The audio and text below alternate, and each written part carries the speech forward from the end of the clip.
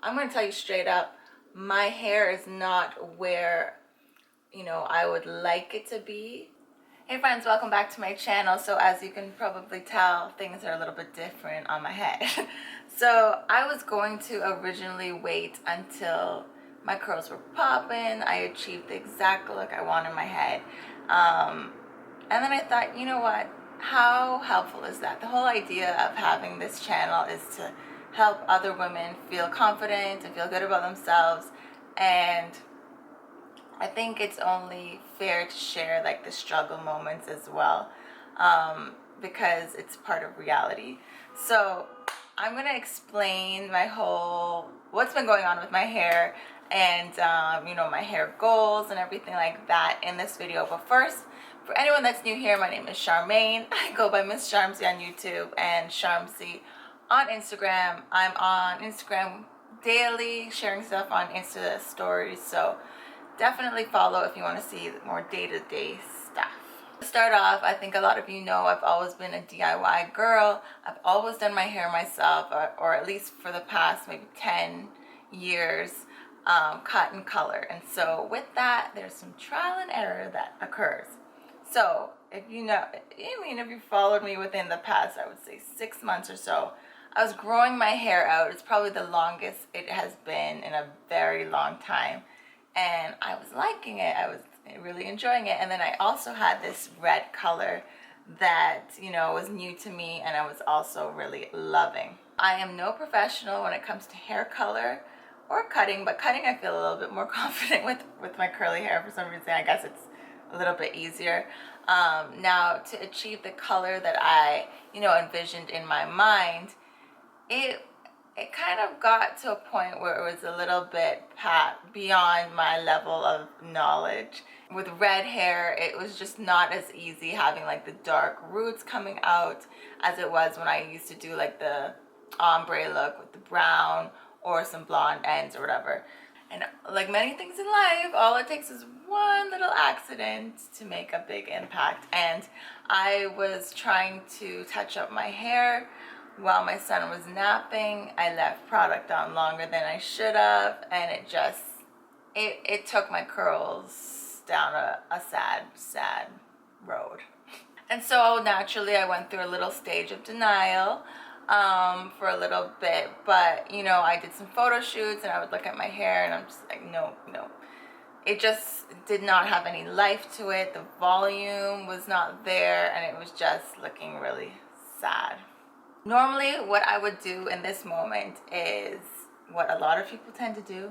We go out, we buy a box dye that is in a dark color. So I would usually go with a dark brown, try to mask what I did to my hair, cover the red, and it wouldn't be as obvious, the damage wouldn't be as obvious. And maybe give myself a little trim and just keep it moving. But you know what? I told myself, no. Everything happens for a reason. And this time it was just different for some reason. Maybe it's because I had grown my hair out and I got to a length that I felt like, wow, I actually stuck this out.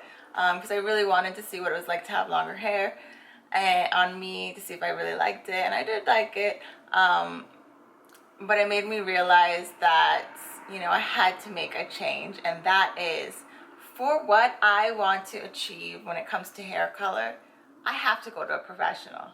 I know this sounds crazy because I'm the DIY girl, but it just got to a stage where I've never really wanted just like one-dimensional color. I've always wanted something creative. And because I'm not a professional in that field, I have to go to a professional to get what I want in my head actually in real life. So guys, the good thing is I learned the hard way, but it finally made me go to a professional.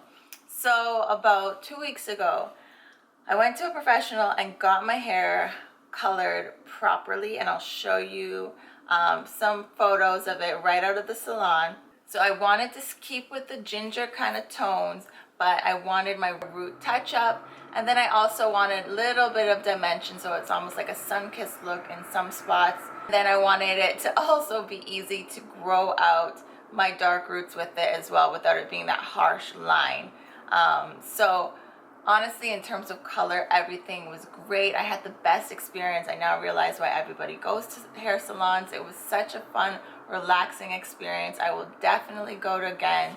And everything in that department was great. However, I already went in there with damaged curls. And so really and truly, it was kind of naughty for me to even attempt to do color, knowing that my hair was damaged. But there's other stuff going on. I have events to go to, and I just knew I could not go with my natural hair with the way that my roots were looking. It just looked crazy, especially because I'm going to an event where they had to do a demo on my hair and stuff. So I knew I had to do that. Now, I wasn't sure what my curls would look like after I washed it after the salon. And I have to say that my curls definitely took a bit of a beating. And when I look back at pictures, they had already taken a beating, really and truly. And so I knew I had to cut it some more. So I did do a cut before I went to the hair salon, just because, you know me, I have no patience. And when it's in my head, I'm like, no, I gotta cut it. I just gotta cut it. And so it was about here when I went to the hair salon. And it made me feel good because I had her like look at the cut to see if she could like touch it up. And she told me I did a good job. I didn't do a bad job. So she just touched it up a little bit. But I have to tell you, this morning I was just like, I can't deal with that whole like stringy tips, right? I'd rather it be shorter than I even really want it to be, and just, you know, work with it or do protective styling, do whatever I have to do to have healthier curls, and then, you know, move on in life. I just can't handle that like stringiness. So literally this morning I did some more cutting. So I would just take like ends like this.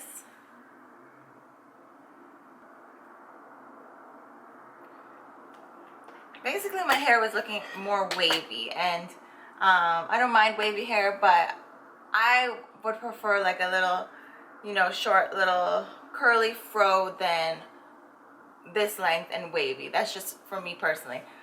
So I cut it, and right now I think I need to do like a little bit of a deep treatment and wash it again and see, you know, work with this. But I just felt like coming on here and talking to you at least about this in the meantime. Basically my plan now is to grow it out healthy and just be done with box dye. Done with it. Like, I will always love color. I know I love coloring my hair. I think it just, even for me, like my natural color is quite dark and it kind of washes me out a bit, so I love having warmer tones, but I have to stick to a professional for it. So that is the plan. Let me know what you guys think about the well, I don't know. I don't know if this looks awkward right now, but the shorter hair versus the longer hair thing. I do want to grow it out again in the winter time, healthy way, and no more like box dye.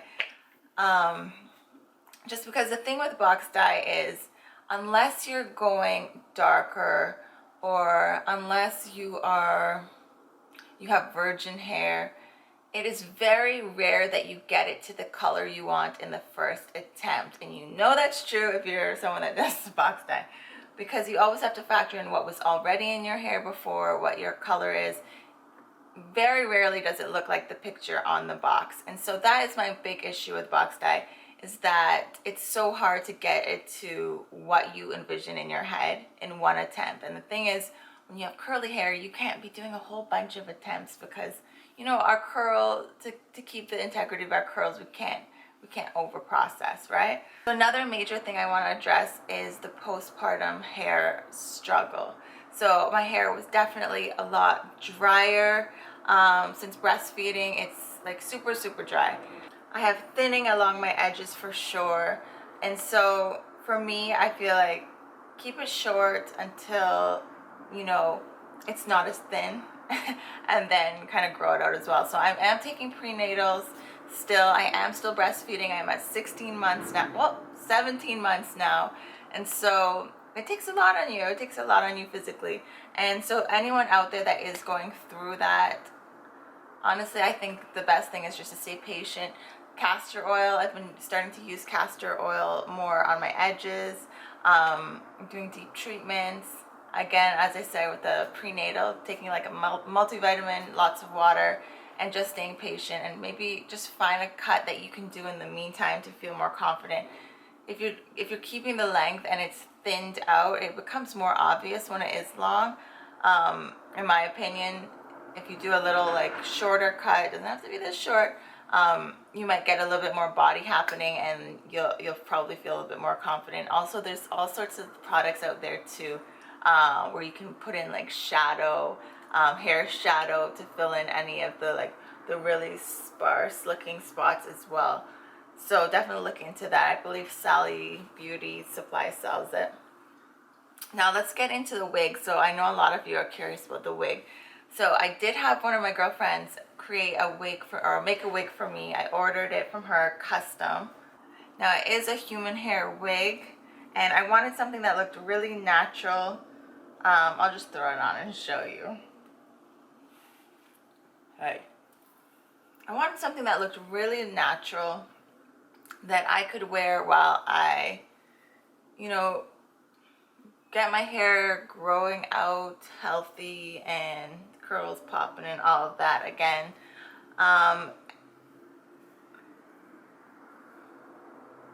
She does take custom orders, so I will leave her info below. I did show you guys, if you follow me on Instagram, I took out some of the density. It was thicker than this, excuse me my voice, and it's honestly not styled right now, so hopefully it looks good, but you get the idea. Basically do anything that you would with your natural curly hair. Wash it, wet it to style it, you can dye it, all of that. And she made it custom to my head, so I had to do send in my measurements to her. She ships out of Canada. I think the pricing really depends on what you're asking for, like what kind of hair it is, or what length and density, where you're shipping from, and all of that. So you'd have to contact her. I don't know the answers on that specifically, but I just wanted to share to show you, because I know I had a lot of questions about this. I guess I have a question for you guys now. What do you think I should rock more this summer? Should I just embrace what's happening with my hair right now, or rock this, or both? And I mean actually, let me just be real. I want to know what you guys think I should do for Essence Fest. So I'm going to Essence Fest very, very soon, and I'm torn between rocking the wig or my natural hair, or both. I mean, it's more than one day. So let me know what you think below. I won't be offended. Obviously I want to feel confident, and I am in a little bit of a transition stage, getting back to healthy hair. But yeah, let me know what you think in the comment below. Don't feel bad, as long as you're, word it nicely.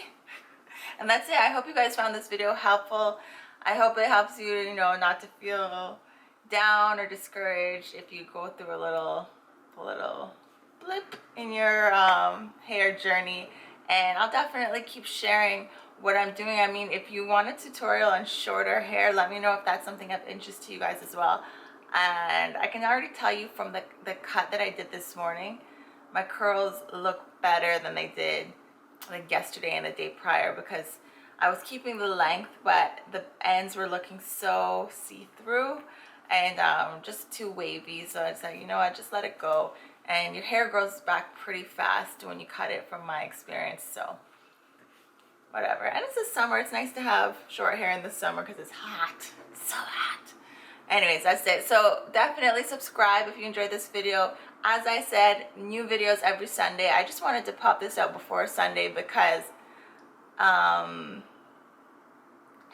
Fest is this weekend, and I want to know what you guys think I should do.